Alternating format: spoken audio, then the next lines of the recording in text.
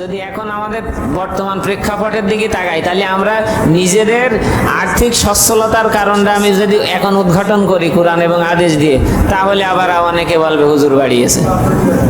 বুঝতে পারছেন এই বিষয়টা? সম্পদের মালিক কে বলেন তো? আল্লাহু আকবার। আল্লাহ রাব্বুল আলামিন বলছেন, আসমান এবং জমিনের সমস্ত ধনভাণ্ডারের মালিক আমি আল্লাহ। আর কুল কায়নাত আল্লাহ যত মানুষ পাঠিয়েছেন, সহিহ হাদিস বলছি আমি, এই আসমান এবং জমিনের সমস্ত ধনভাণ্ডারের চাবিগুলো আমি কেবলমাত্র আমার হাবিব সাল্লাল্লাহু আলাইহি সাল্লামকে দিতে চেয়েছিলাম। সুবহানাল্লাহি বিহামদিহি। আর আমরা সম্পদ খুঁজি কার কাছে বলেন? কাদের কাছে? আর্থিক সচ্ছলতা চাই কাদের কাছে? বুঝতে পারছেন না মনে হয়? আমি ইঙ্গিত কোন দিকে দিচ্ছি। যদি প্রশ্ন করি, তাই একটু দুনিয়ায় ভালো খাবো, পরবো, মাখবো, বউটা একটু লিপস্টিক পরে রাস্তাঘাটে বেরোবে, লোকে বলবে জানিস এ অমুকির বউ, হ্যাঁ, ভালো গাড়ি চড়বো, ভালো প্যান্ট পরবো, জুতো পাই দেবো, চোখ সবসময় উব্ধ থাকবে। অথচ আপনি খেয়াল করে দেখেন, আপনি একটা হারামখোর, আপনি একটা আস্ত হারামখোর। আল্লাহ বাদে অন্যের কাছে আপনি সচ্ছলতা আশা করেন।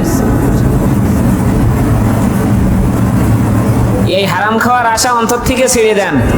আল্লাহ দুটো হাত দিয়েছে, আমি প্রায় বলি, আপনার চলার জন্য পা রয়েছে, দেখার জন্য দুটো চক্ষু রয়েছে, কর্ম করার জন্য দুটো হাত রয়েছে, এবং ভাবনা চিন্তার জন্য আপনার মস্তিষ্ক ভালো রয়েছে। আপনি কোটিপতি, আপনি কোটিপতি।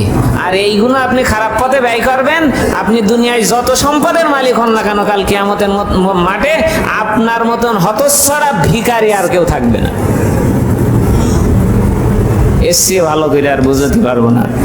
সম্মানিত হাজিরিন, আল্লাহ রাব্বুল আলামিন বলেন, কুল আরাইতুম শুরাকাআকুমুল্লাযীনা তাদউনা মিন দুনিল্লাহি আদউনি মাযা খালাকু মিনাল আরদি আম লাহুম শিরকুন ফিস সামাওয়াতি আম আতাইনাহুম কিতাবান ফাহুম আলা বায়্যিনাতিন মিনহু বাল ইন ইয়াইদু যালিমুনা বা'দুহুম বা'দান ইল্লা গুরুরা।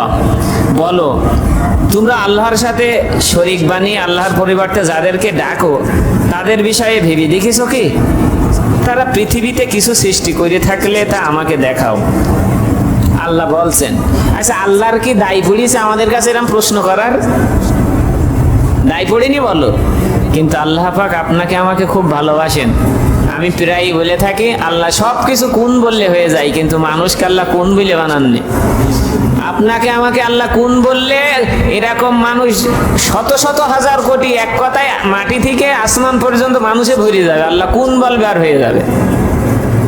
কিন্তু আল্লাহ কোন বলে আপনাকে আমাকে বানাননি। আল্লাহ মহব্বত করে ভালোবেসে নিজ হাতে আমাদেরকে তৈরি করেছেন। আমাদের মুখের আকৃতি আল্লাহ পাক তার কুদরতি হাত দিয়ে বানিয়েছেন। সুবহানাল্লাহি বিহামদিহি। সেই বান্দারা যেন পথভ্রষ্ট না হয়, পরকালে যেন ক্ষতিগ্রস্ত না হয়, শয়তানের হাত ধরে যেন জাহান্নামে না যায়, এজন্য আল্লাহ আমাদেরকে বারবার বারবার পথ দেখাচ্ছেন দয়া নবীর মাধ্যমে।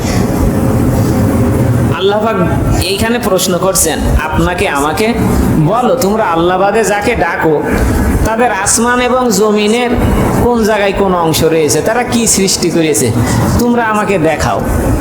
কিছু দেখাতে পারবেন? কেউ পারবেন? সবাই বলছেন না, কিছু লোক পারবে, নাউজুবিল্লাহ। নাকি আমি তাদেরকে কোনো কিতাব দিয়েছি বা ওহির জ্ঞান দান করেছি? আল্লাহ বাদে আপনারা যার কাছে ভরসা করেন, আশা করেন, আকাঙ্ক্ষা করেন, ভাই তুই ছাড়া আর কোনো গতি নেই, নাউজুবিল্লাহ। আপনি যদি পাশে থাকেন, তা সব 7 সাগর 13 নদী পাড়ি দিতে পারবো আমি। আপনি একটু মাথায় হাত বুলিয়ে দেন, অসাধ্যকে আমি সাধ্য করব। আপনি শুধু একটুখানি ভরসা দেন যে বিপদে আপদে মুসিবতে সবসময় আপনি আমার পাশে আছেন, কুল কায়নাত জয় করে ফেলবো। এইসব কথাগুলো যখন আপনারা আদান প্রদান করেন, আল্লাহ পাক রাগান্বিত হন। রাগান্বিতের জন্য হন যে আমার বান্দা, ওর কি ক্ষমতা আছে তোকে সফলতা দান করানোর। সফলতার চাবি তো আমি আল্লাহ সুবহানাহু ওয়া তাআলার কাছে, তুই আমার কাছে চা। ওকেও আমি বানিয়েছি, তোকেও আমি বানিয়েছি, তাহলে কেন আমি আল্লাহ বাদে তুই ওর কাছে এত আশা, এত ভরসা করিস?